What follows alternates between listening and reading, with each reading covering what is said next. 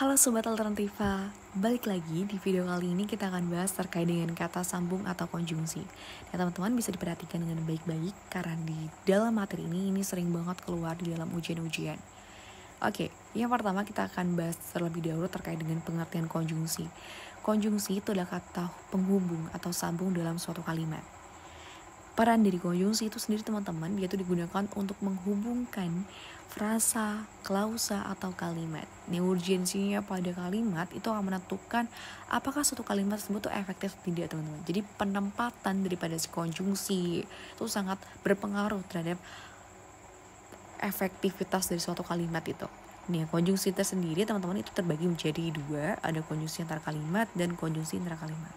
Nah, kalau konjungsi antar kalimat ini kebagi lagi teman-teman, ada tiga. Ada konjungsi subordinatif, koordinatif, dan juga korelatif. Oke, yang pertama kita akan bahas terkait dengan konjungsi antar kalimat. Nah, konjungsi antar kalimat itu adalah konjungsi yang menghubungkan satu kalimat dengan kalimat lain. Nah, kedudukannya teman-teman itu dia ada di setelah titik. Jadi kalimat satu, habis itu titik dulu, baru konjungsi, habis itu dilanjut di kalimat kedua. Dan biasanya tuh kalau konjungsi antar kalimat dia selalu diakhiri dengan tanda koma.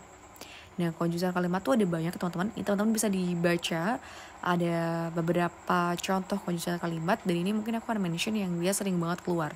Itu ada namun, selain itu, akan tetapi, oleh karena itu, sebab itu, jadi, selain itu, di samping itu. Nah, aku ada tips teman-teman untuk kalian tuh lebih mudah untuk membedakan mana konjungsi antar kalimat dan juga konjungsi antar kalimat tuh adalah dilihat dari akhirnya. Itu biasanya kalau di antar kalimat tuh ada kata demikian, ada kata itu. Nah, itu teman-teman bisa menjadi patokan bahwasannya kalau dia diakhiri dengan kata itu ataupun demikian itu adalah konjungsi antar kalimat. Oke, kita lanjut di konjungsi intra kalimat. Nah, sesuai dengan namanya in ya, berarti dia ada di tengah atau di dalam kalimat. Nah, teman-teman bisa dilihat di sini ada dua ya. Perhatikan tanda koma sebelum konjungsi. Itu ada di sini ada beberapa konjungsi yang dia itu didahului tanda koma yang penempatannya itu di tengah kalimat. Teman-teman bisa dihafalin karena ini sering banget keluar teman-teman ya. Di sini ada padahal, bahkan, sedangkan, tetapi, melainkan, dan lain sebagainya. Teman-teman bisa dibaca ya. Lanjut, itu ada konjungsi yang dia tidak ada tanda koma sebelum konjungsi. Nah, teman-teman tinggal tadi ya, hafalin aja yang list yang bagian dia ada tanda koma sebelum konjungsinya. Nah, berarti kalau nanti dia nggak masuk dalam list itu, berarti dia masuk ke dalam konjungsi intra kalimat yang tidak didahului tanda koma gitu. Oke, bisa teman-teman bisa diperhatikan ya baik-baik ya, karena ini juga sering banget keluar nih teman-teman. Oke, kita lanjut. Kita coba kupas satu persatu. Di sini ada konjungsi koordinatif. Nah, konjungsi koordinatif tuh ingatnya dia tuh untuk menghubungkan dua unsur terlebih yang dia itu sifatnya sederajat atau setara, teman-teman. Nah, di sini ada seperti dan, atau, melainkan, padahal, sedangkan, serta, tetapi, dan, atau. Nah, teman-teman bisa dibaca ya. Ini sebagai beberapa contohnya kayak penambahan dan sebagainya. Kita lanjutkan di konjungsi korelatif, teman-teman. Konjungsi korelatif itu ada konjungsi yang berpasangan. Nah, dia tuh menghubungkan sesuatu yang sederajat dan dia tuh selalu berpasangan, teman-teman. Kalau di depan sudah ada kata ini, berarti belakangnya tuh akan mengikuti. Nah, di sini misalnya kayak ada kata baik. Berarti selanjutnya kalau nanti ada konjungsi yang rumpang, maka dia harus dimasukkan si konjungsi maupun. Dan sebaliknya, teman-teman bisa diperhatikan dan bisa dihafalkan ya untuk konjungsi korelatif itu sendiri. Nah, lanjut di konjungsi subordinatif. Nah, ini adalah sebalikan dari koordinatif. Kalau tadi koordinatif itu yang setara, sedangkan kalau subordinatif itu dia menghubungkan unsur atau hal lain yang dia tuh tidak sederajat, teman-teman. Jadi ada ketimpangan lah seperti itu.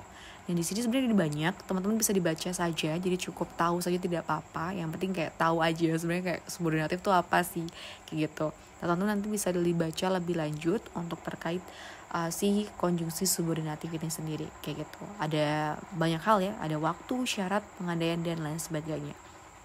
Oke, saatnya uji pemahaman. Teman-teman bisa terlebih dahulu di pause videonya, lalu coba dipikirkan ini jawaban yang paling benar tuh yang mana sih kayak gitu. Oke, kalau sudah, mari kita bahas satu persatu ya teman-teman ya. Di sini ada 3 soal, kita bahas terlebih dahulu di soal yang pertama. Bintang bernyanyi di kamar, koma bla bla bla, Dini bermain gitar di teras. Nah, di sini ada konjungsi yang di tengah-tengah nih. berarti dia membutuhkan konjungsi intrakalimat. Tips dari aku teman-teman, kalau kalian masih bingung terkait penempatan, nanti bisa coba untuk dieliminasi tiap opsi. Mana sih konjungsi yang dia tuh emang antar kalimat, kita bisa coret ketika memang yang dibutuhkan dalam soal itu adalah konjungsi intrakalimat. Nah kalau kita bisa tulisin satu persatu nih ya, namun itu kan maksudnya ke dalam konjungsi antar kalimat ya, jadi nggak cocok nih dengan yang dibutuhkan si kalimatnya, karena kan di kalimatnya itu membutuhkan konjungsi intrakalimat. Lalu kalau jika itu masuk ke dalam subordinatif ya, dia lebih fleksibel, at least dia bisa di awal ataupun di tengah kayak gitu. Tapi kalau kita lihat dari si kalimatnya kayaknya nggak memungkinkan ya kalau kata jika yang sesuai kayak gitu. Kalau sedangkan tuh intrakalimat, lalu sementara itu adalah konjungsi antar kalimat. Sesuai dengan yang tadi yang aku kasih tipsnya, ada itu nih di setelahnya, berarti dia konjungsi antar kalimat.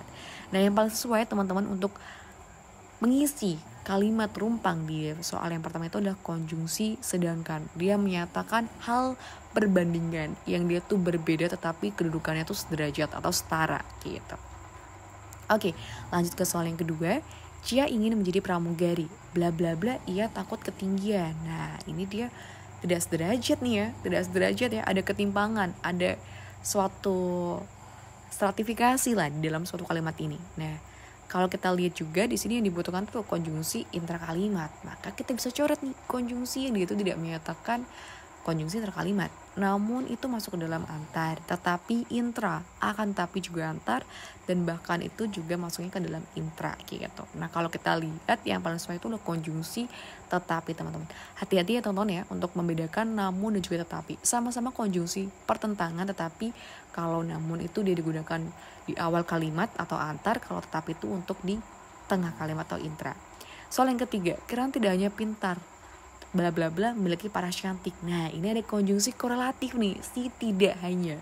Tadi tidak hanya itu berpasangan dengan konjungsi apa tuh?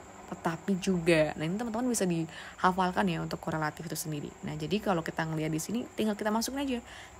Karena tidak hanya pintar tetapi juga memiliki paras cantik. Seperti itu teman-teman. Oke, segitu dulu video kali ini. See you di next video. Semangat!